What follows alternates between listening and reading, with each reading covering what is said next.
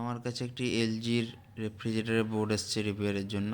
তো এটিতে প্রবলেম আছে, কম্প্রেসার একবার স্টার্ট হয়ে বন্ধ হয়ে যাচ্ছে, কন্টিনিউ চলছে না। তো দেখতে পাচ্ছেন থার্মোস্ট্যাটের তারটি আমরা কানেক্ট করব।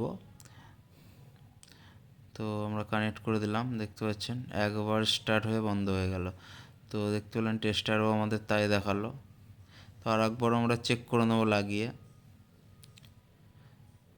তো এটি বাড়িতে কেউ ট্রাই করার চেষ্টা করবেন না, এতে হাই ভোল্টেজ থাকে, খুবই বিপজ্জনক। তো নিজে থেকে কেউ বাড়িতে ট্রাই করবে না, যার নলেজ আছে সে ট্রাই করতে পারে। তো দেখতে পাচ্ছেন এসি ভোল্টেজ আমরা চেক করে দেখালাম, কারণ ভোল্টেজও তো প্রপার চাই, না হলে তো কম্প্রেসার চলবে না বা রেফ্রিজারেটর চলবে না। তো ভোল্টেজ ঠিক আছে। তো এটি বোর্ডের প্রবলেম, আমরা বোর্ডটি স্টেপ বাই স্টেপ রিপেয়ার করব। তো দেখতে পাচ্ছেন আমরা বোর্ডটি রিপেয়ার করে দিয়েছি।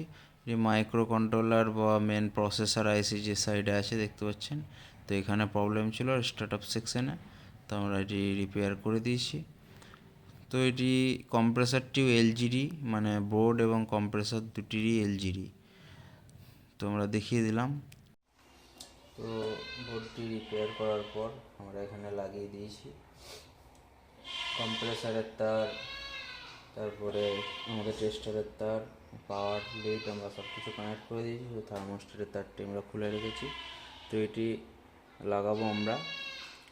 তো আপনারা দেখতে পাবেন যে আগের কন্ডিশনে আছে না, কম্প্রেসারটাতেও চলছে, ঠিক আছে। তো আমরা থার্মোস্ট্যাটের তারটি কানেক্ট করছি।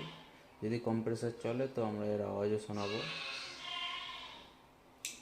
পাচ্ছেন। থার্মোস্ট্যাটের তারটা লাগিয়ে দিলাম, স্টার্ট নিচ্ছে, দেখতে পাচ্ছেন প্রপারলি স্টার্ট হয়ে গেল এবং আমাদের টেস্টারও এবার কন্টিনিউ জ্বলছে, দেখতে পাচ্ছেন। তো আমরা এখানে প্রেসার ক্রিয়েট করছি, চাপ দিয়ে ধরে রাখছি, দেখতে পাচ্ছেন এই সাকশন লাইন এটি, ঠিক আছে। এদিকে ডিসচার্জ, তো দেখতে পাচ্ছেন